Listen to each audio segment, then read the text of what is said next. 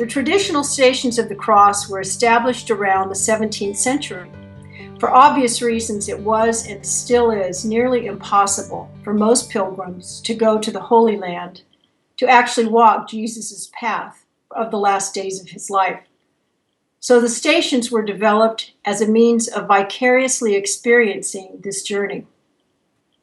There are many variations on the Stations of the Cross, both in terms of what is included and how they are depicted.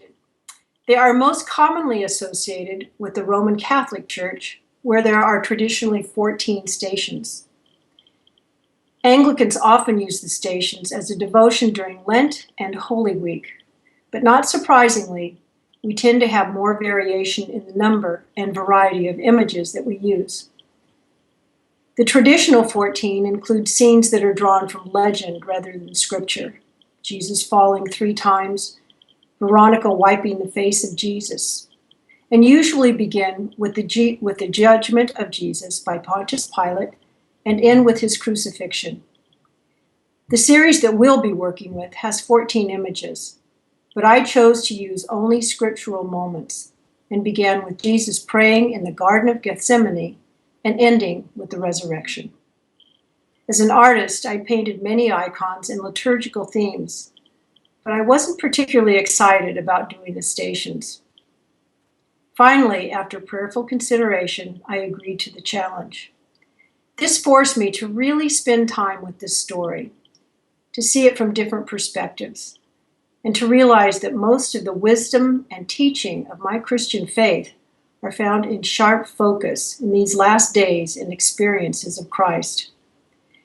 As you'll see from the images, there are few figures in these paintings, so you, the viewer, are invited to make the experience your own.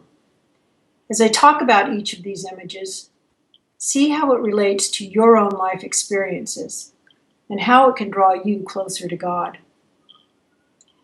In the first station, titled Acceptance, Jesus is praying in the Garden of Gethsemane. He has asked 3 of his closest friends, Peter, James, and John, to accompany him.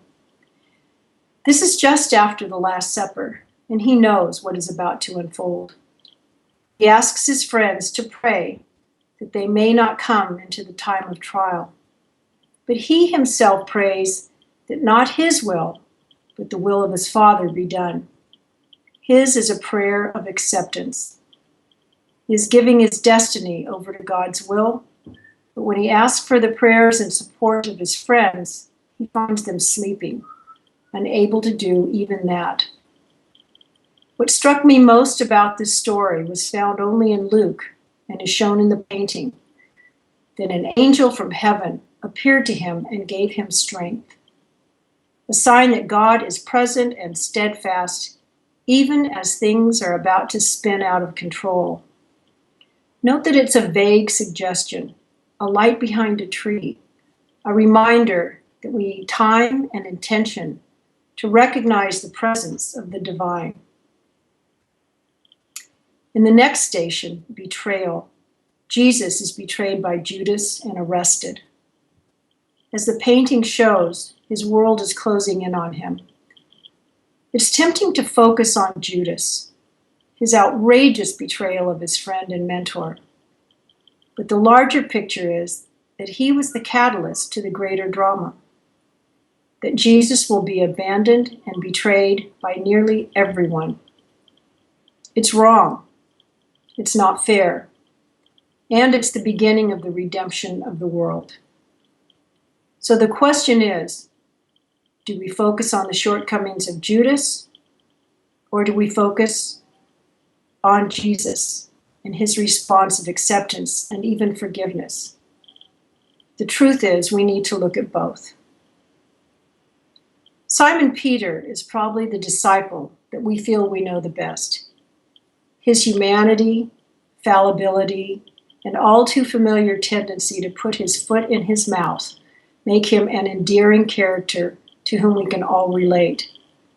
But his denial of Jesus in his time of desperate need is not that endearing, and perhaps uncomfortably familiar to most of us. After his earlier pledge of undying loyalty, Jesus tells him, "I tell you, Peter, the cock will not crow this day until you have denied 3 times that you know me." And when the cock crows after his 3rd denial, Jesus turns and looks at Peter, directly at Peter. It's a reminder that Jesus is looking at each of us, is present with each of us as we fall short. He does not look away, and neither can we. It's tempting to blame Peter. How can he have been so weak? But very likely each of us has denied our faith, our principles, or our friends in much less dire circumstances. The lesson here is that we cannot look away. We must accept our shortcomings and God's forgiveness before we can ever hope to move past them.